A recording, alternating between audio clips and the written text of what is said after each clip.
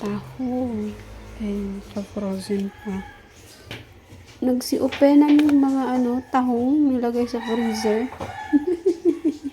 Nilamig siguro sila nung yung nag-open. Ayan.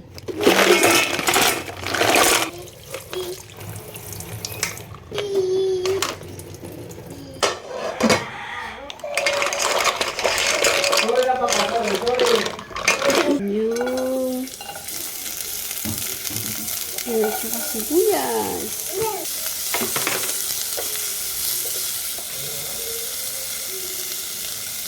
Pang pabango. Ang daming karat, Ayan, medyo toasted na siya konti. Karla. Asin. Chin, dikol-dokol.